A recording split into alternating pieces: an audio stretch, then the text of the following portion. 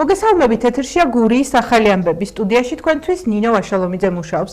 დღეს ოზურგეთის მუნიციპალიტეტის საკრებულოს ხდომაზე 6 საკითხი განიხილეს. მათ შორის 2025 წლის ბიუჯეტის მესამე კვარტლის შესრულების ანგარიში იყო. როგორც მერიის საფინანსო საბიუჯეტო სამსახურის უფროსმა პავლე ჭყონიამ საკრებულოს დეპუტატებს უთხრა მესამე კვარტლის მონაცემით ბიუჯეტი შემოსულობების ნაწილში 78%-ით შესრულდა, ხოლო ხარჯვით ნაწილში 59%-ით. რაც შეეხება კიდევ ერთ საკითხს, რომელზედაც დეპუტატებმა იმსჯელეს, სოფელ ცხენლისხიდის საბავშვო ბაღში ეზოს რეაბილიტაციისა და ადაპტაციისთვის გერმანიის რესპუბლიკიდან გრანტის მიღება იყო. აღნიშნულის თაობაზე საკრებულომ განკარგულება მიიღო. ოზურგეთის საკრებულოს ხდომაზე დღის წესრიგით გათვალისწინებული 6 საკითხი განიხილეს. საკრებულოზე ჩვენ გამოვიტანეთ განკარგულების პროექტი, რომელთაც თანხმობა მიეცემა ოზურგეთის მუნიციპალიტეტის სკოლამდელი აღზრდის ცენტრს და ცენტრის შემადგენლობაში არსებულ ცხენლისხიდის საბავშვო ბაღს, რომ მიიღოს გრანტი გერმანიის ფედერალური რესპუბლიკიდან, რომელსაც წარმოადგენს საქართველოს გერმანიის ელჩო. გრანტის ბიუჯეტი არის 27600 ლარი და გრანტის თანხა მოხმარდება ოზურგეთის მუნიციპალიტეტში ცხენლისხიდის ადმინისტრაციულ ერთეულში არსებული საბავშვო ბაღის ეზოს ინკლუზიური გარემოს მოწყობას და ინფრასტრუქტურის განვითარებას. ჩვენ დღეს საბიუჯეტო კოდექსის შესაბამისად წარმოვადგენთ მესამე კვარტლის ანგარიში, რაც ძირითადად ეხებოდა ფისკალურ მონაცემებს, 9 თვის მუშაობის ანალიზს, ასე ვთქვათ. ბიუჯეტი ამ ეტაპისთვის განესაზღვრება 100.890.910 ლარით. შემოსავლების ნაწილში 70%-მდე არის შესრულება, გადაჭარბებით არის შემოსული, ასე ვთქვათ, გეგმიურ მაჩვენებელთან ქონების გადასახადი, აგრეთვე ბუნებრივი რესურსების მოსაკრებელი, დასუფთავების მოსაკრებელი. შესაბამისად, ასე ვთქვათ, ბიუჯეტის წლიური ანგარიშის შესრულება შემოსავლების ნაწილში არავით არის საფრთხე არ ემუქრება, გეგმა ზომიერად მიმდინარეობს და დიდი ალბათობით ჩვენ გეგმა შემოსავლების ნაწილში გადავაჭარბებთ. რაც შეეხება ხარჯებს, ჩვენ ვიცით, რომ გვაქვს ისინი პრიორიტეტები, ძირითადად ეს არის ინფრასტრუქტურა, განათლება, სპორტი, ეკონომიკის განვითარება და გარემოს დაცვა და დასუფთავება.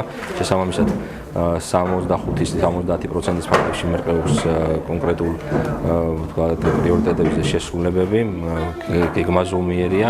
შესაბამისად, თანხების დეფიციტი ამ შემთხვევაში არც ერთ პროგრამულ ნიმუშში არ გვაქვს, შეგვიძლია თუნდაც სოციალური პროექტები მომართვიანობა იქნას დაკმაყოფილებული და შეგვიძლია ვთქვათ, რომ ამ ეტაპზე დინამიკა არის დადებითი, როგორც შემოსავლის ნაწილში და შესაბამისად პროგრამა წარმატებით დასრულდება აღნიშნული წელი. გუშინ ოზურგეთის კულტურის ცენტრში საქველმოქმედო კონცერტი პატარა სიცოცხლის გადასარჩენად გაიმართა.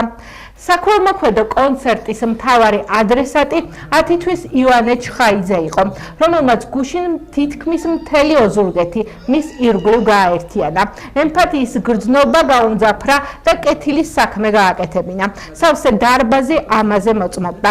საქველმოქმედო კონცერტში მონაწილეობა მიიღეს ფოლკლორის ცენტრთან არსებულმა ვაშთა და გოგონათა გუნდებმა, ვოკალურმა და საესტრადო სტუდიებმა, ინდივიდუალურმა შემსრულებლებმა, ასევე კულტურისა და მოსწავლე ახალგაზრდობის სახლთან არსებულმა სახელოვნებო წრეებმა, ქორეოგრაფიულმა ანსამბლებმა. სახანოში მონაწილე თითოეულ ბავშვთა თუ მშობელს დღის ორგანიზატორებსა და მხარდამჭერებს მიმართა პატარა ივანეს დედამ და გვერდში დგომისთვის მადლობა გადაუხადა.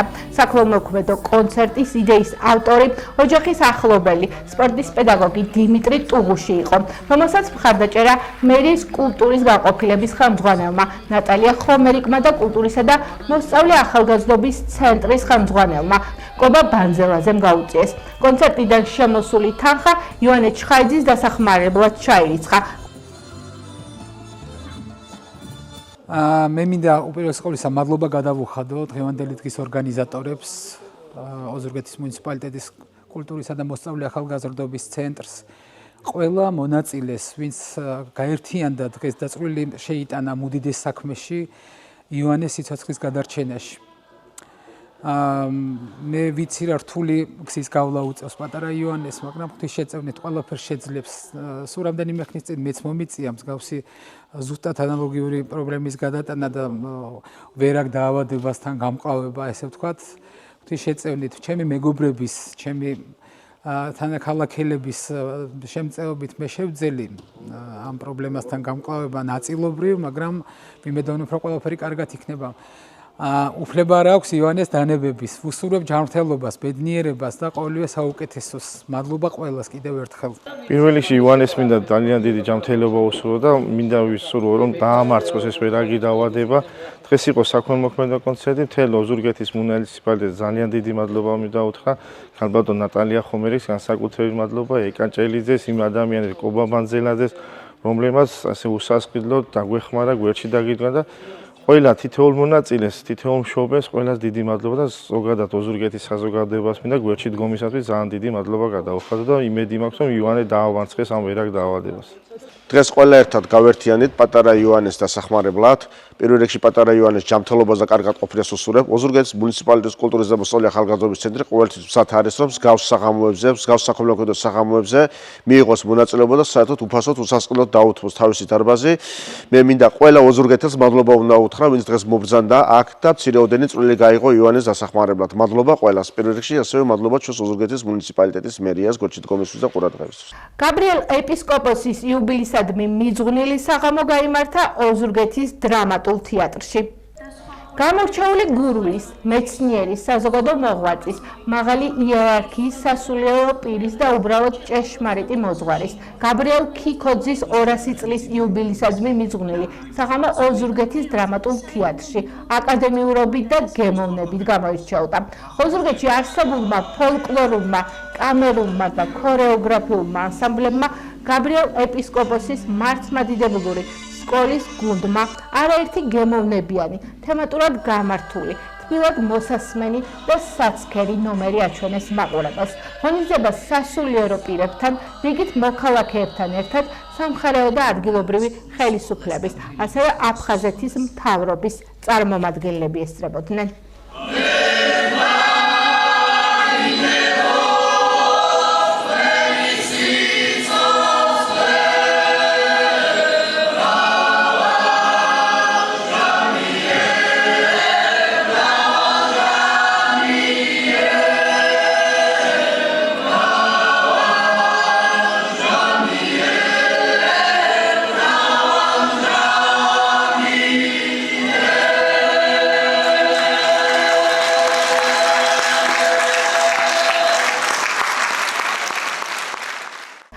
საქართველოს საფეხბურთო ჩემპიონატის მეოთხე ლიგის ბოლო ტური გაიმართა. ლანჩხუთის გურიამ არაგველებს უმასპინძლა. გურიამ მესამე ლიგაში ადგილი გაინახდა.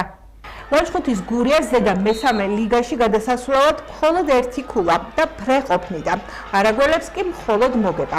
დღევანდელმა მატჩმა თავისი დაძაბულობით მოლოდინს გადააჭარბა.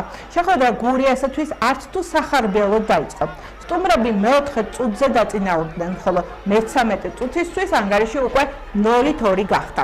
ლანჩხუთელთა სასარგებლოდ უნდა ითქვას, რომ ისინი არ გატყდნენ და პირველ ტაიმშივე 2 გოლით უპასუხეს მეტოქეს. გოლები 21 წუთზე თამაშ შალიკაშვილმა, ხოლო 39-ზე ვანო შავაძემ გაიტანეს და პირველი ტაიმი ფრედ 2-2 დასრულდა. მეორე ტაიმშიც პირველის მსგავსად სტუმრებმა 2 გოლი შეაგდეს, რაზეც ლანჩხუთელებმაც დამატებით დროში 2 გოლით უპასუხეს. ორივე გოლი თეიმურაზ შარაშენიძემ გაიტანა. საბოლოოდ კი ფრე ანგარიშით 4-4 ლანჩხუთის გურია მესამე ლიგაში დაწინაურდა.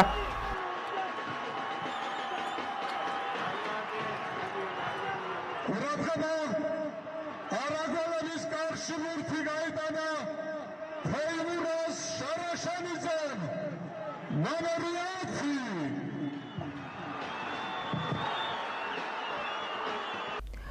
სამართალდამცავებმა ნარკოდანაშაულის ბრალდებით თურქეთში მოქმედი ეგრეთ წოდებული ბარიშ ბოუნის კრიმინალური დაჯგუფების წევრები დააკავეს. ამოღებულია სხვადასხვა სახის ნარკოტიკი.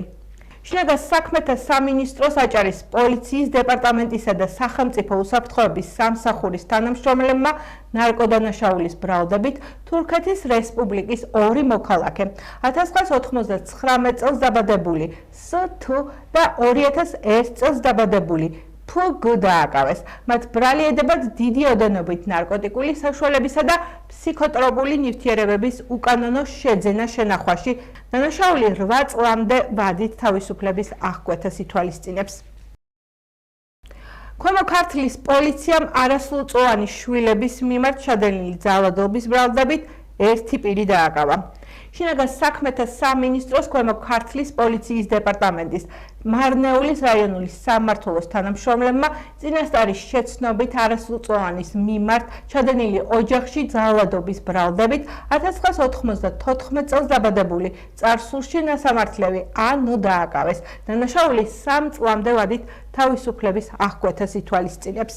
ეს გახდა ჩემ ხელთ არსებული ბოლო ინფორმაცია. მე მომავალ შეხვედრამდე გემშვიდობებით, კარგად ბრძანდებოდეთ.